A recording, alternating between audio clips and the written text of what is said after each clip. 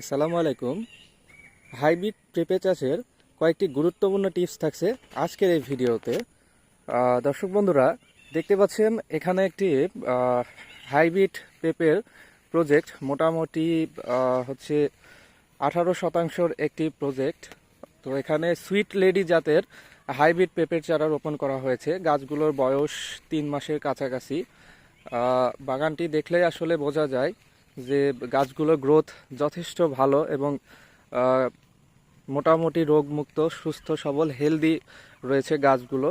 তো যাই হোক, আমি আজকে যে টিপসটি আপনাদের সঙ্গে শেয়ার করার জন্য এই ভিডিওটি তৈরি করছি সেটি হচ্ছে, এই সময়ে যাদের এরকম হাইব্রিড পেঁপের প্রজেক্ট চলতেছে, তো এবং তাদের ক্ষেত্রে এখন একটি গুরুত্বপূর্ণ টিপস হচ্ছে যে আপনারা প্রত্যেকটা পেঁপের গাছ এইরকম বাঁশের চটা বা বাতা দিয়ে গাছগুলোকে সাপোর্ট দিয়ে দিবেন। ঠিক আছে?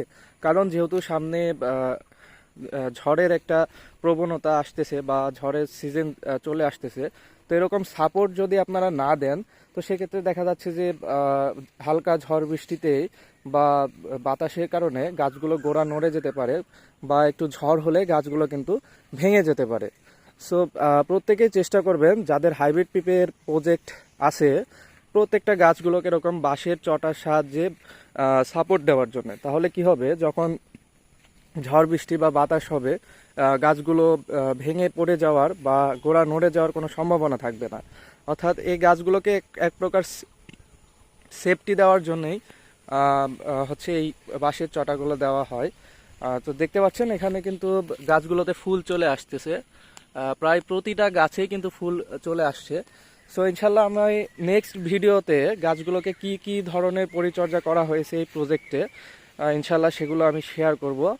আমার নেক্সট ভিডিওতে এই টিপসগুলো পেয়ে যাবেন। সো আমি আবারও বলতেছি, যাদের এরকম প্রজেক্ট আছে অবশ্যই প্রত্যেকটা গাছকে এরকম বাঁশের চটা দিয়ে সাপোর্ট দিয়ে দিবেন। তো দেখা হচ্ছে নেক্সট ভিডিওতে। সে পর্যন্ত সবাই ভালো থাকবেন, সুস্থ থাকবেন।